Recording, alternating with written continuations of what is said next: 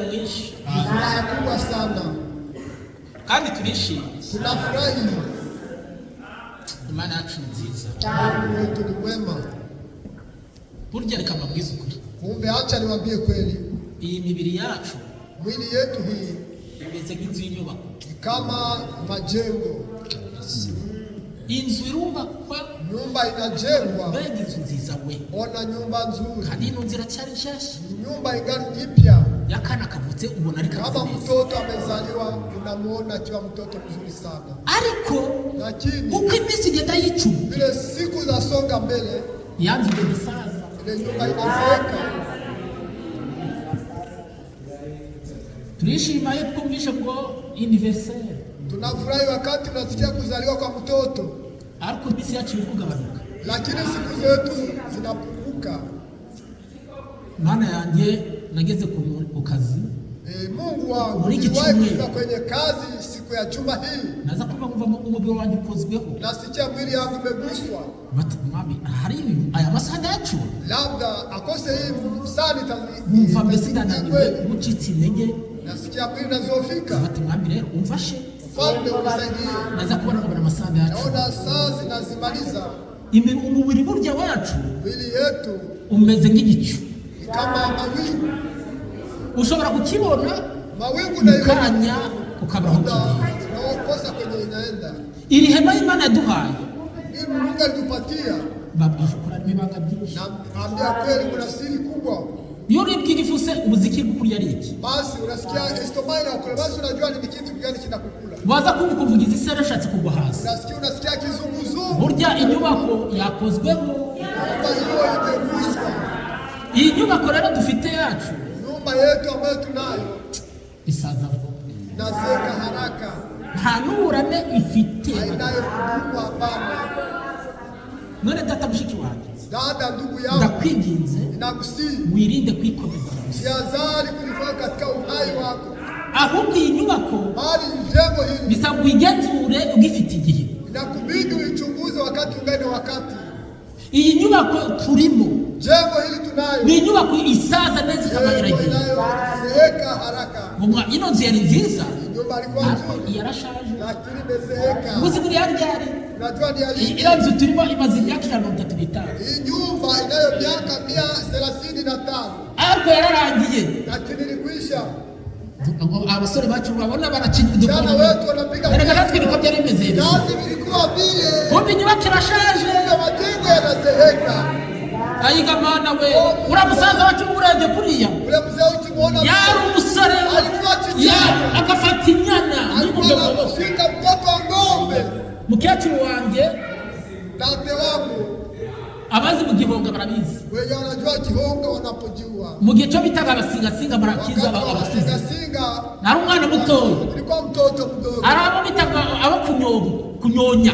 Wale walikuwa na watu Twari tuvuye mu Gihonga tugiye aho bita Irutiba, kwenye Rutiba, tuba duhuye rero n'abandi banyonya nyine. nakutana wale wanafyonza damu. Nari umwana mutoya, Ilikuwa mtoto mdogo. mama barababonye Mama kama agifite imbaraga, alikuwa na nguvu. ariko ati mwana wanjye turashize, Sasa mtoto wangu nanjye tugomba twiruke.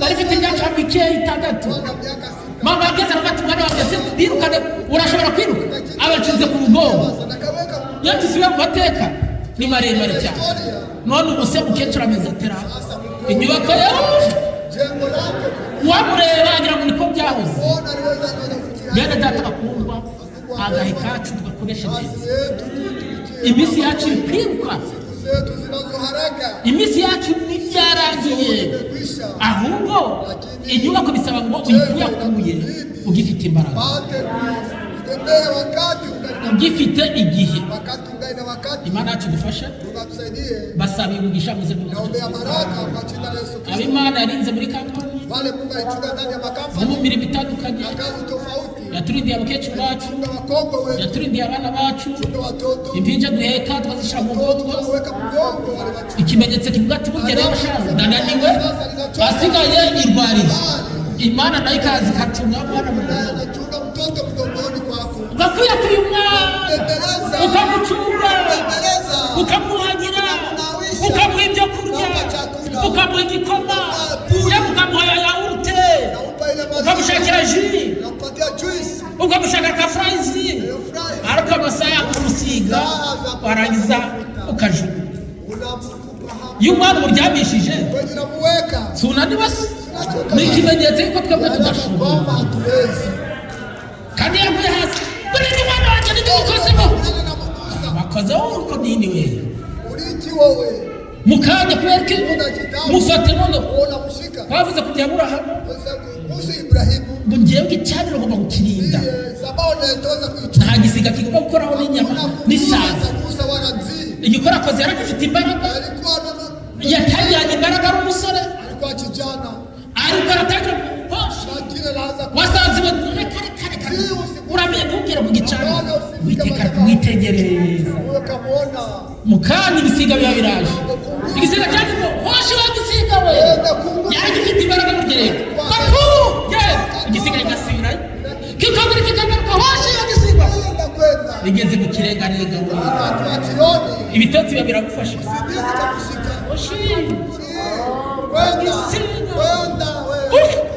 Imana irazirinde umurinzi yarinda Imana itarinze yabarindira ubusa ntabwo hakuze kudirevinga aho uzi kudirevinga ni senyere ntabwo hakuze kuvuga ururimi uzi kuvuga ururimi ni senyere Imana yacu ntabwo isobwa n'ubudasobwa Imana yacu ntabwo icyubahiro nubona kano kambaro ukabona yanyubakwa yambitse uzuba ati Imana uhimbazwe reka babwire ibanga rimwe urabona imyambaro twambaye ariko arwakora ikoti yemwe bikombe ni kuri yameze hari bamwe bafite umukoyo hari abandi bafite inkovu ariko iyi myambaro twashizeho wakumva akanwa reka kuvuga umuntu ni iki se kabona kandi badambaye reka babwize ukuri twese tumeze nk'abapfuye ahubwo Imana nituhereza agahe kugira ngo umenye ikimenyetso ko wapfuye isaha ukaba ukiriho genda wibrose nurangiza ufate kakiri dushiremo ushira ku zuru yawe ukiriho turabapfa kwita umuntu agwa hasi mukanya ukabona ibimenyetso by'inyo zitagira usosoro nureba ko ari Imana buri gihe kuyakuye nubona gahe uzugira mu zimba n'ubati mwami wampaye gahe uhabwe icyubahiro wanyemera mwami ukamukamera gake reka duhaguruke dusome ibyanditswe ijambo tugiye kwigira hano ngo haracyariho ibyiringiro mwene data nadusomere Yobu 14 umurongo wa 7 ageze ku 9 ariko ijambo tugiye kwigira hano muri mugoroba riravuga ati haracyariho ibyiringiro mwene data niba yahageze yabasha gusomera mu izina ry'Umwami Yesu Kristo noneho undi mwene data bahati John naturebere Yobu nawe 29 umurongo wa mbere ageze ku 4 aho mwene data mbere nyamara gusoma turicara hanyuma John nawe asome twicaye mu izina ry'Umwami Yesu Kristo turasoma mu izina rya Yesu Kristo erega hariho ibyiringiro yego erega hariho ibyiringiro yuko igiti iyo gitemwe cyongera gushibuka kandi kikajya kigira amashami y'ibitondo nubwo umuzi wacyo usazira mu butaka n'igishyitsi cyacyo kigahera mu bukungu iyo cyumvise amazi cyongera gushibuka kigatoha nk'igiti kikiri gito ariko umuntu we arapfa akagendanira ni ukuri umwuka w'umuntu urahera amen akaba ari nde rekeraho turaba twicaye mwene data nadusomere aho ngaho umurongo wa mbere ageze ku wa kane.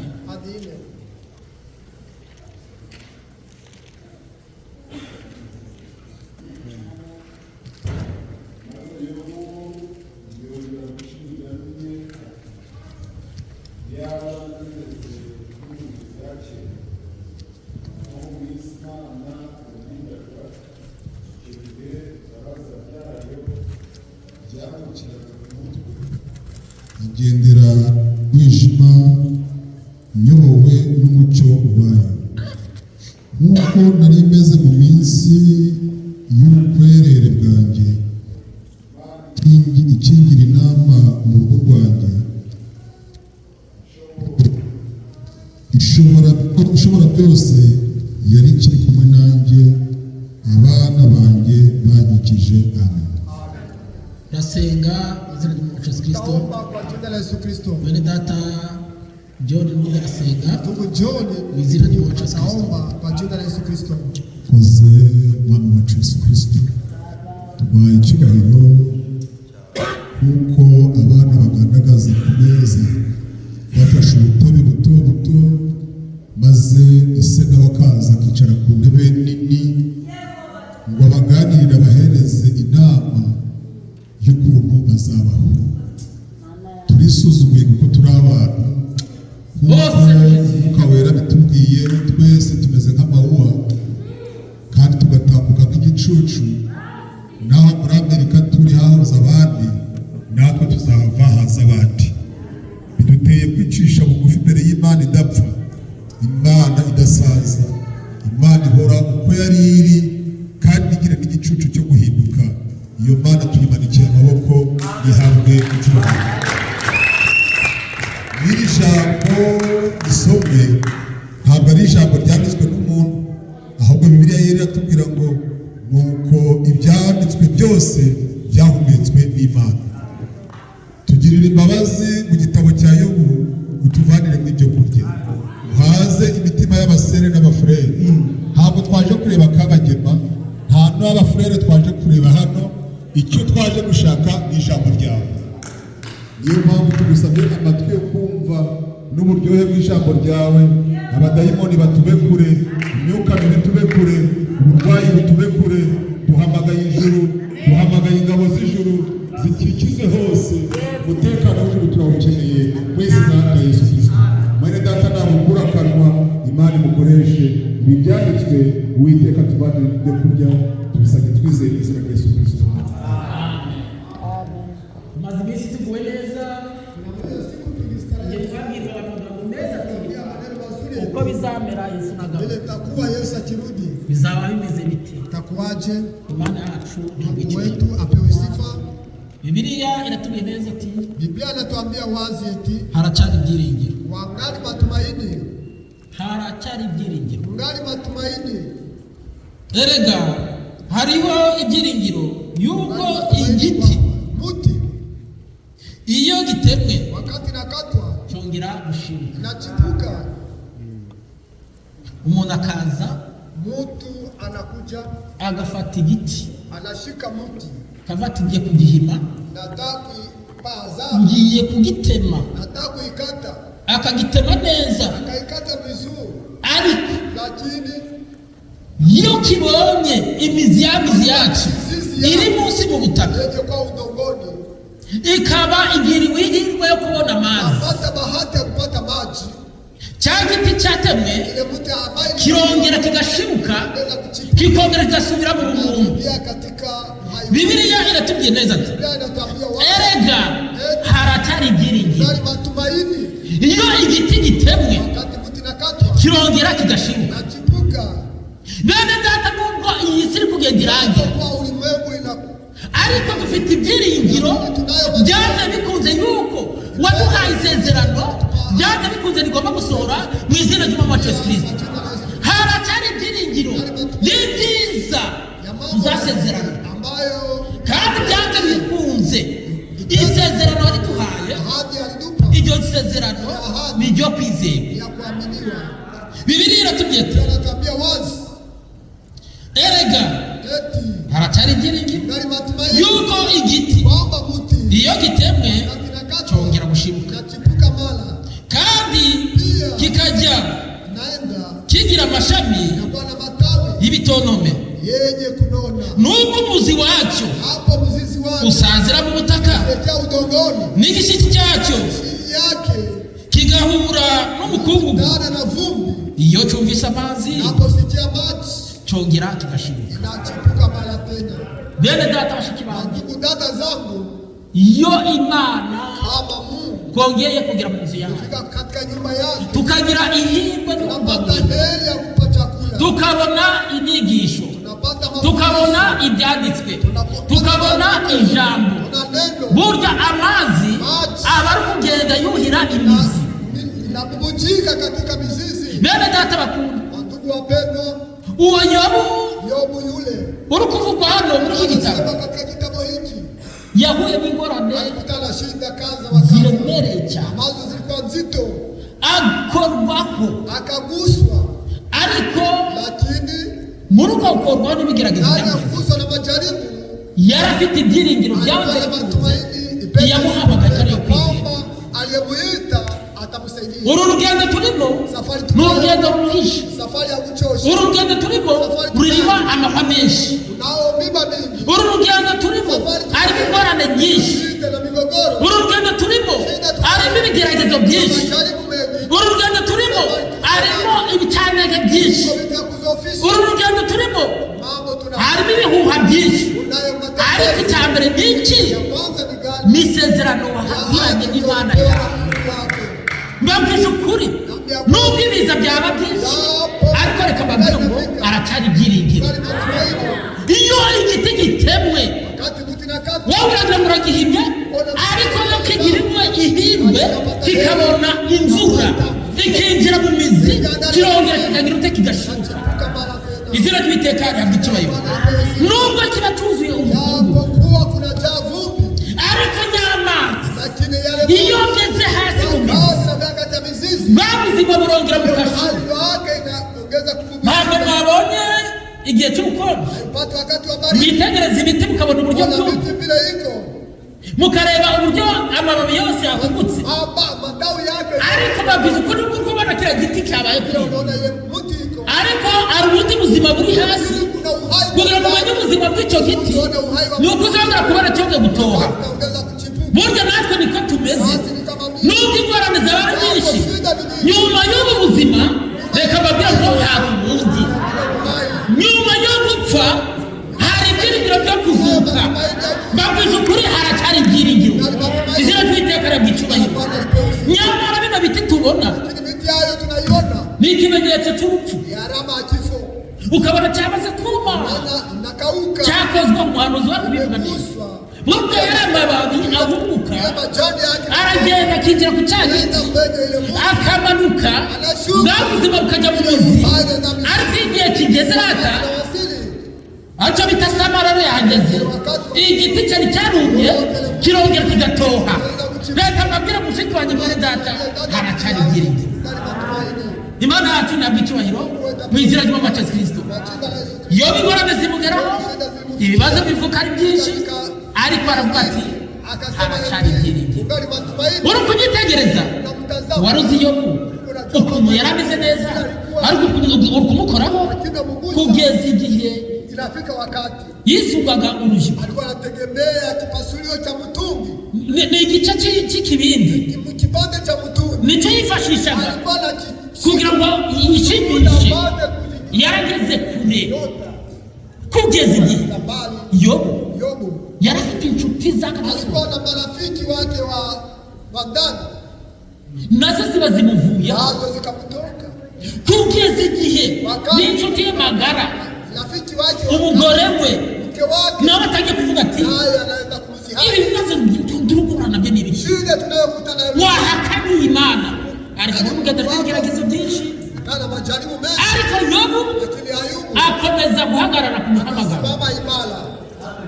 Mushiki wanjye, wari wagira aho Yobu yageze? Mwene data, wari wagira aho Yobu yageze? Kubera ikibiyaga n'imirabiza ugahungabana, ahubwo kubona imirabije ukabona imiyaga ngiyo iraje, usohagara kigafata n'ubwo ibigeragezo byaza, ariko nziko akiri ibyiringiro. Imana yacu ni icyubahiro mu izina ry'Umwami Yesu Kristo. Umurongo wa 8. Nubwo umuzi wacu usanzira mu butaka n'igishiti cyacyo kigahura mu mukungu, iyo cyumvise amazi cyongera kagashira, ubuzima bw'umuntu mukagaruka kugeza igihe Yobu yageze harafata umwanya. Alifika wakati akasema Mungu ni barashobora byose, kama Mungu ni muweza yote, kandi nzi yuko byanze kwamba amaso yanjye azakwitegereza, kandi ntabwo ari yundi amaso yanjye ko byambera rwose nzi yuko azakwitegereza. Yobu yahagaze ahagarara kudakuka, ingorane ziraza, imiraba ziraza, ibigeragezo biraza, azazi ibibazo byinshi bikugeraho mushiki wawe, azazi ibibazo byinshi mwene data bikugeraho, ariko bitewe n'indakuka nuko wahamagawe uvuga ati haracaregereye. Imana yacu ntabwo icyubahiro mu izina ry'Umwami Yesu Kristo. Aho mwene data yadusomeye, aho John yadusomeye, haravuze ati Yobu abaravuze ati, maze Yobu yongera guca umugani akakata mezali akisema eti yaba nari meze ngalikuwa mu bihe byacu kama wakati wa zamani. Mushiki wanjye, dada yangu, nawe uvuga ati yaba nari meze mu bihe byacu. wakati wa zamani. Mwene data nawe uvuga ati yaba nari meze mu bihe byacu. Yobu nawe aravuze ati yaba nari meze mu bihe byacu. Ngo mu minsi Imana kama siku Mungu yadindaga icyo gihe itabazajya byayo byamurikaga ku mutwe, ilikuwa inaangaza kichwani kwangu. bene data, ndugu yangu, bashiki banjye, dada yangu, Imana yacu nta handi twibonera. Mungu wetu hakuna mahali tunamuona, twibonera ku masezerano, tunamuona kwa ahadi yake. Niba Imana kama Mungu mu muhamagaro wawe, buri umwe wese afite ukuntu yahamagara, yote wana mwito wake, kandi buri umwe wese afite intambara yarwana, ana akili wake, buri umwe wese afite inzira yaciyemo, urugamba wanyuzemo ukaba aho ugeze nona. Burya Imana irebera mu masezerano, ingorane zaza bati mwami wanjye we yaba nari meze mu bihe bya kera, uburyo mwami wandindaga, uburyo nakwambazaga, ndetse itabaza ryawe ryahoraga rimurika ku mutwe, gahangana n'umubisha namutsinda. Uwo mwami uko umufatiye muri iryo sezerano ntabwo ari biza gusubiriza mu cyifuzo cyawe. None se Imana yacu ni Imana ihinduka? None se tuva mu Imana irahinduka? Oya, Imana yacu ntabwo ihinduka, ahubwo Imana yacu ko yari ejo ntabwo ikizahora iteka ryose.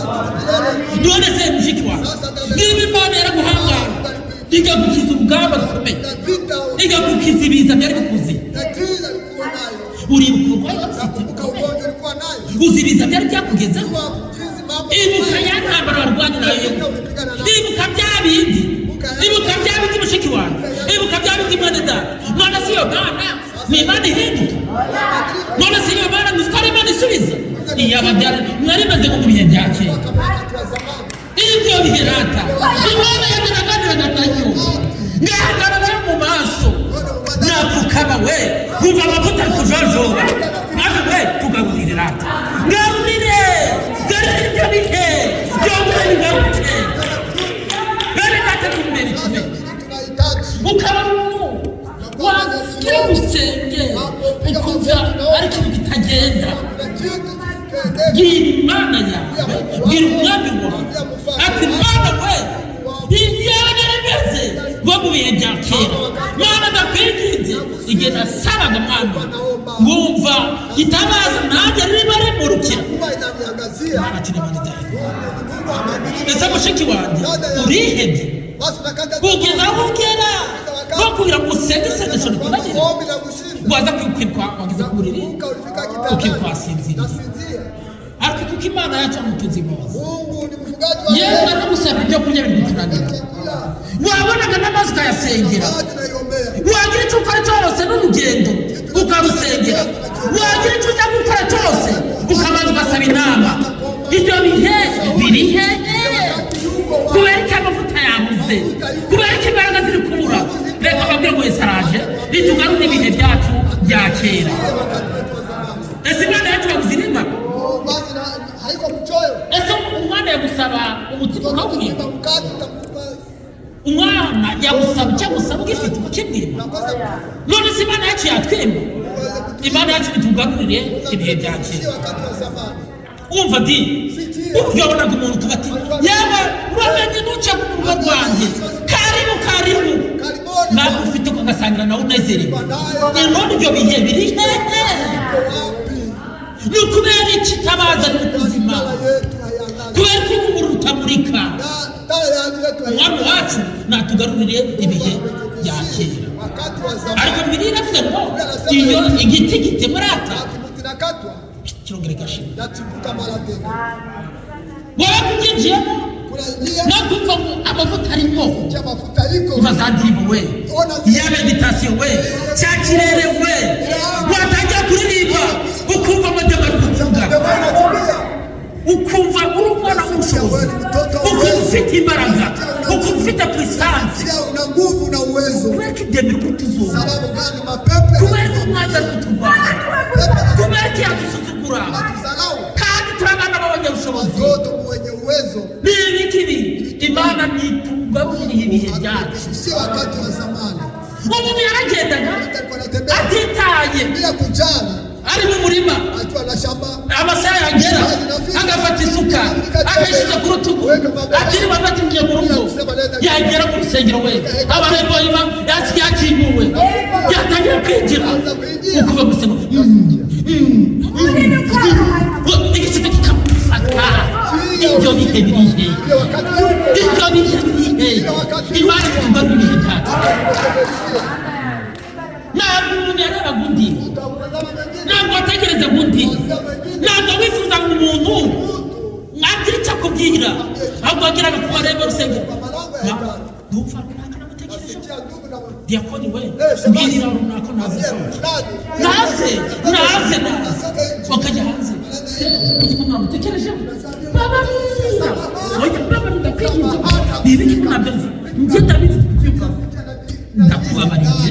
Wakwinjira mu rusengero Imana ikakwambika imbaraga ikagusiga amavuta. Ibyo bihe birihe? Ibyacu ni bihe lezondi, amagambo gusa, amagambo gusa ayo ari gutuma y'amavuta z'ambaraga byagiye bikamuka. Wabonaga mwene so atavuga, mushiki wawe wabona yaburaye, mushiki wanjye ngwino hano, ukajya gufata ikibakuri ugakubita mu mufuka ukamwariza ifu, genda urarire. Ariko waragera mu rugo yabwiriwe yaburaye, barangiza ukamubwira ati oh vayi mushiki wanjye genda uryame ususuruke. Imana nitugarure ibihe byacu. Nubona mwene so, ubona mu w'agaciro, nubona mushiki wawe ubona ari uw'agaciro, Imana iturinde amacakubiri, ahubwo itubumbire mu bumwe. Yesu araje, Yesu araje. Uko mwakora kose, mwabyemera mwabyanga, ibihe birashize, Yesu araje. Babwiza ukuri si yashaririwe, abandi bose bakangaraye, ibihugu byakangaraye, ibihe birarangiye, abandi babuze icyo barya, abandi baguye umwuma, babuze iki muri kubona akagaye n'ibandi bakabuze, abandi bakurara mu mashyamba, abandi bakurara mu kanevu, bakurara mu bice. Bene data bakunda, tureke kugendera mu kigare, ahubwo Imana itugaruye ibihe byacu. Imana tudufasha cyane. Yewe nabo baravuze ati iyaba nari meze mu bihe bya kera, uburyo nari meze neza, naza ko ngabona abasore b'imperere, ngabona basazungutse ameza, igihe wageraga mu nzu y'Imana raka ugataha unezerewe, wagera mu rugo rwawe arabararaga badakinze, ari n'abajyaga kwa sample akibagirwa gukinga, marayika akaza akamanuka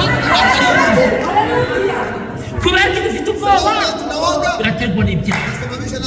Imana yacu tugarure ibihe byacu mu izina ry'Umwami Yesu Kristo.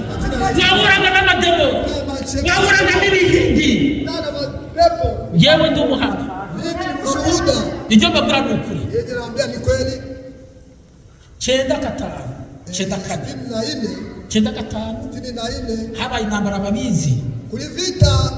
Ibitabo z'abamagrivi n'abandi abahunze bose barageze bacu bavuye mu Rwanda. Aho twari turahunga, njye nari nzi ko mu buhungiro iyo umuntu ahunze aho bari kukiza amagara ye, kuko umuntu agahungana n'uburozi disi. Ntabwo nari nzi ko umuntu ahunga n'ibirozi, bagometse ko ari kukiza amagara ye nyine ya mbere, kuba ahunganye bya bindi disi. None guhunga kwacu umuturage twa turi kumwe ahungana ibirozi, burya nibyo byahitanye papa disi. Papa aho tugeze mu buhungiro aho bita ibiruma barahazi, burya papa naho twamushingiye. Tumaze kumushinga arapfuye, ntabwo nari nzi ko n'abakaribari kumbe nabo babaje barafata tutwonye misiyo wapfuye dushaka gutabura twicaye ariko ndabona papa arapfuye aragiye. Ntabwo mutoza mbona mfite imyaka 14 ni kera zamani 14 nuko halo mzehe gikora mbona ibintu biraje nikona mapema turi kumwe basaba baguye hasi wote akabuka chini burya nawasenze isengesho burya nasenze umugabo numva Imana iratsinze bagari nabo ndavuga ati uri muri twe ararutumura umubisha ndahanganye nabo abantu turi kumwe bakabuza turabizi sema mnajua burya umuryango wanyu warura bona abamukomoka bose wenye watu wangalikwisha ariko mbabwira ngo acha niwaambie kwamba Imana ni ibihe byacu wakati wetu uhembo duhereze ariko mwigitiye witemurata kironga kigashimuka. Imana nitubinjira amazi yacu yongere byahita bitumye zamuke nitugari ibihe byacu bizanye mu Yesu Kristo. Byari binaze bite? Ilikuwa je umusere yubanguka dada alikuwa na timume wake aho muri ibisi wewe kumbe wakati wa leo ni shida ni watu wanalingana tuko kulingana tunapaswa kuwa sawa. Sere ya mama mutware dada na mutware karibu mume wangu karibu tugijari bizarata kwa sawa ave mu rugendo mutware karibu mu rugo akapura miguu yotoka basaba akamukaragirira dada kumosha miguu ariko muri iyi minsi we akiri siku za leo ngiye turahangana tutapambana uko byamera kose. Abantu bamaze gufata izindi nshingano zitabaje kuzingine. Imana tugari ibihe byacu turekebishie wakati wewe waza kubona ukabona byari ibihe byiza wakati nzuri byari ibihe byiza wakati nzuri nico bita fiançailles kitu ilikuwa itakuchumbia umukobwa yabaga yarambagizwa n'umuhungu ari kuchumbiwa na kijana ariko umukobwa yabonaga umuhungu waturutse kuri iriya akaba yirutse ajya kuburana hanyuma uri twikubaha none ubu atahanganye n'amasufu yacu bayiga Mana we urabona hanze ugeze n'iterambere mbere yo kujya mu rugo rw'umusore mudamanza agira mu cyumba ahubwo ubutaye badasase nyine ni demo mbere yo kujya mu rwaro ndagenda musasa ujya mu tubana byanditswe bimeze bite bene data Imana itugwarira ibihe byacu itugwarira ibihe byacu. Hari ibihe byiza byo guca bugufi, byari ibihe byo gutinya Imana. Iyo ni igitekerezo cy'agaturukaga wabona umufurere ku mugenzi w'abakubahana umusare akubaha umugabo ndetse umugabo nawe agakunda umugore we nk'uko ijambo ry'Imana rivuga yemwe abagabo mukunda abagore banyu.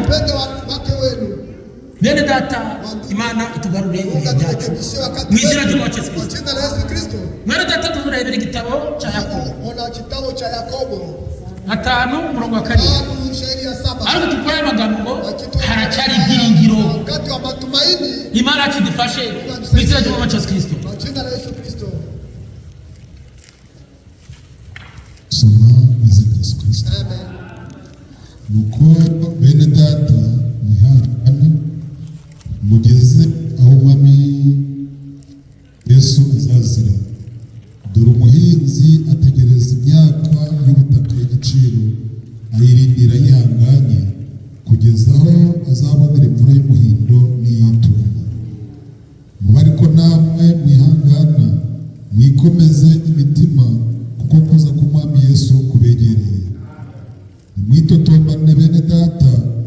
ntibacirwaho iteka, dore umucamanza ahagaze ku rugi. Abahanuzi bahanuye mu izina ry'Umwami Imana ngo bakureho icyitegererezo cyo kurenganywa no kwihangana.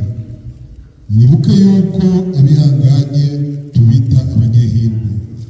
Mwumvise ibyo kwihangana kwa Yobu, kandi muzi ibyo Umwami Imana yaherutse kumugirira, kuko ifite imbabazi nyinshi n'impuhwe. Amen. Imana yacu igumugisha frere. Mungu akubariki ndugu yangu. Bene data, burya kwihangana ni ikintu cya mbere gikora mu Kristo. Wapenzi, kusubiri ni kitu cha muhimu sana. Niyo ntwaro ya mbere y'u Kristo. Silamu Kristo. Kuko Biblia imwe data dusomeye. Vile ndugu anatusomea katika Biblia. Mungu bene data mwihangane. Enyi wa ndugu musubiri. Mwihangane mugeze aho Umwami Yesu azaza. Fika wakati Yesu atakuja. Dore abahanuzi. Ona manabii. Nguko kama vile umuhinzi ategereza. Ulimaji anangoja. Nara wagize umuhinzi. Nafikiri mulimaji anaenda kulima na fulani. Asori mutababaye. Leta mbegu akizika. Ariko aragenda gufata imana. Nasema Mungu nubwo naburaje. Japo ninalala njaa. Ariko iyi mbuto y'ibirayi. Lakini mbegu ya viazi. Reka nihangane cyo kwitera. Acha nisubiri nipande. Ayitera. Ayijyana babaye. Akizika. Ariko igihe kigeze igihe cy'isarura. Mavuno. Asarura nezerewe. Anavuna jifurahi. Nuko bene data. Nuko bashiki bandi. Mwihangane. Mutegereze. Mwihangane mutegereze kugeza Umwami Yesu azaza. Kuko umuhinzi nawe ategereza yihangane. Igihe asohoye imbuto ayisohora babaye, akagenda akayitera, ibishyimbo nabyo cyagera kikaba kigeze iyo.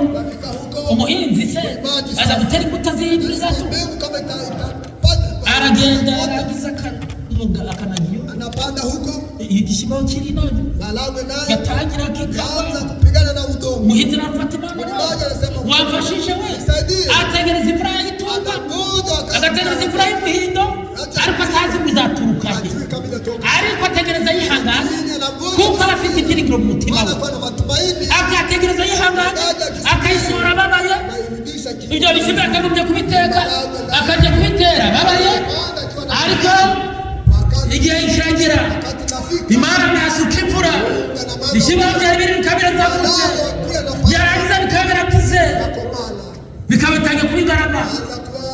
Umuhinzi nawe ari aho ngaho akabona atangiye gufata igishogoro, igihe kirekire imiteja yawe ntihagarike barugezeho, akagezemo imiteja, ariko igihe cy'isarura asarura yishimye, umunezero ukaba wose.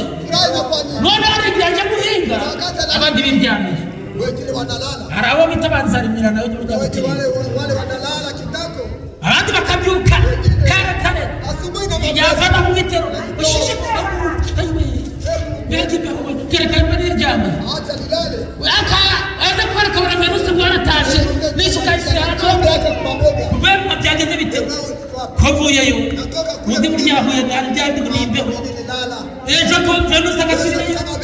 Rege twaje hano twaje kurima, reka babwize ukuri uwasigaye buryo banamusize, igihe kiragera uramenya ko wamutaye, igihe akora umusaruro wawe umeze neza, yaza kubona akabona uri gusarura neza, uri gusarura wamusize aryanye atareba.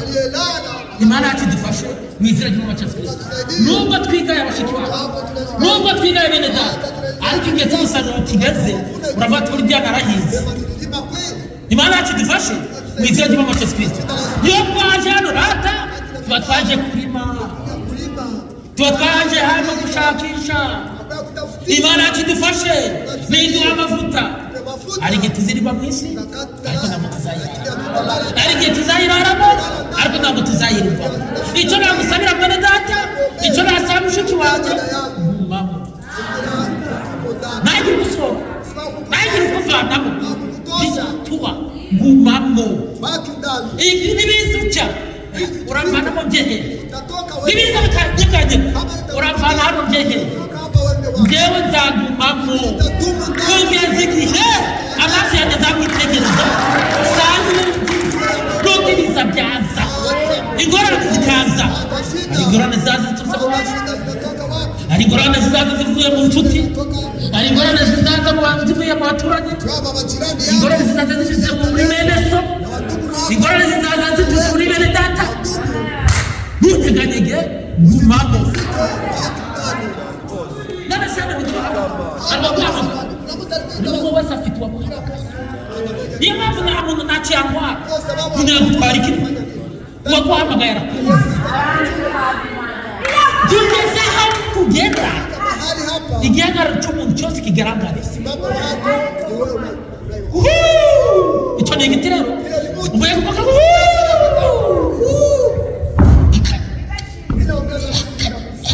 ibibazo byaje we, ingorane zaje we, ariko mwami we ndagubako. Ariko rero mfite ibibazo kandi ibigeragezo nibize ndashaka gukomere.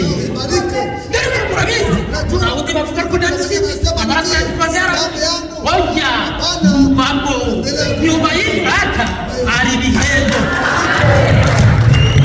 bazatangara bazatangara arakandi ari byahindutse arabamiye ari muze bakikura wadi kuko abandi baratambutse babigendeye bunde abasigaye mu bagabo abandi basigaye mu makipe ariko barangiye barabarenze burya dufite ibanga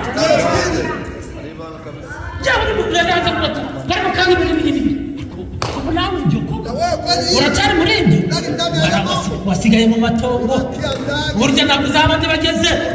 Reka kubwira uzumva ati Yesu waja, Yesu araje. Vuga umuntu ati urabizi mujyawe n'itorero ryanyu, iri torero ryanyu ngiye kurivamo ntabwo warushitse,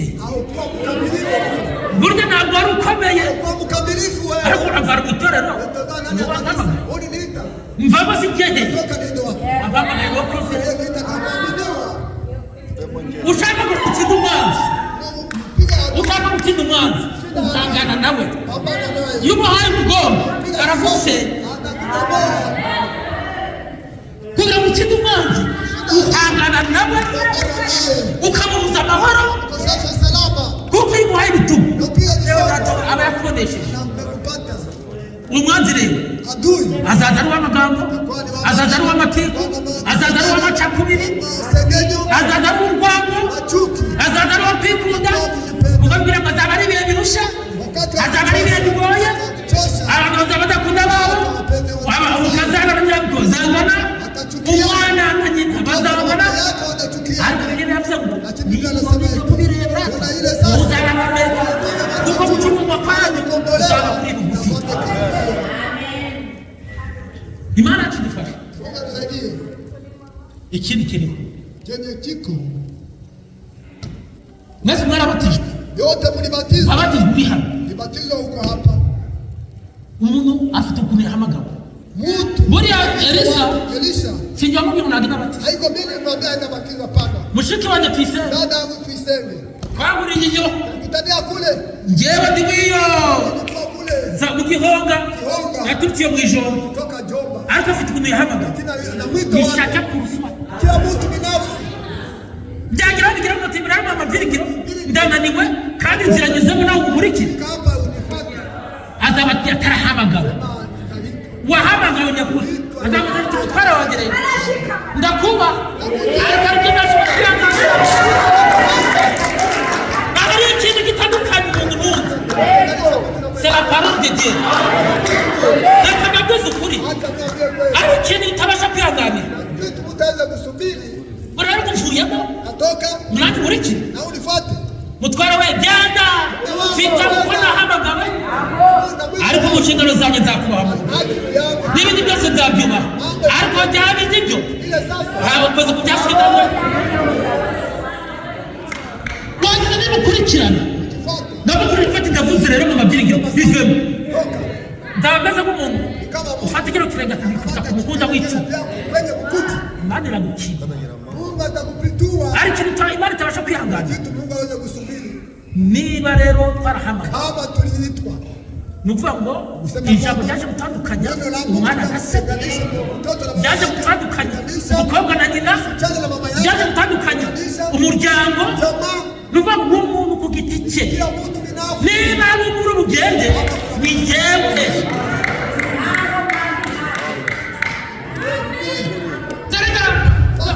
Papa azajya nanjye nzajya.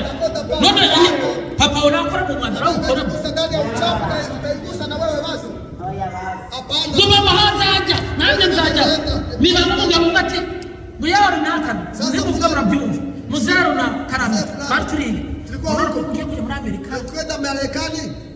None uzajya he mwere data ari ngo bamusaba inama, lazima uombe mashauri amatorero.